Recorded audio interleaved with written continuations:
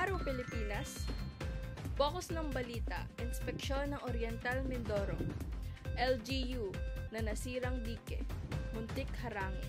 Nilalaman ng balita, nadismaya ang gobernador ng Oriental Mindoro na inspeksyonin ang kalidad ng pagkakagawa sa dike sa Nonhan na nasira noong pagbaha noong nakaraang buwan. Tinangka pa din siyang harangin ang inspeksyonin ng isang nawasak na dike.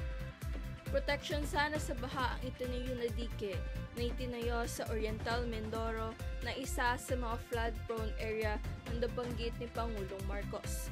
Pero noong nagbaha noong nakaraang buwan, dahil sa mga bagyo at bagat, nawasak ang ilang dike sa bayan ng Anhon.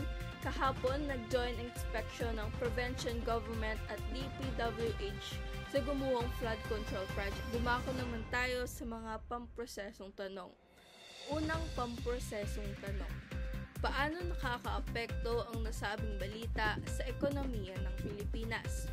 Nakakaapekto ang balita sa ekonomiya dahil ang pagkasira ng mga dike ay nagdudulot ng pinsala sa kabuhayan at agrikultura sa Oriental Mindoro. Dalawang pamprosesong tanong, paano ka naapektuhan sa nasabing balita?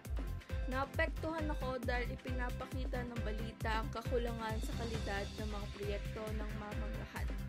Nakakabahala ito bilang mamamayan na umaasa sa maayos na infrastruktura. Ang huling pamprosesong tanong, ano ang aral na iyong nakuha sa nabasa o nabanggit na balita? Ang aral ko ay dapat tiyakin ng kalidad at katapatan sa paggagawa ng mga proyekto. Mas mabuting gumawa ng maayos kaysa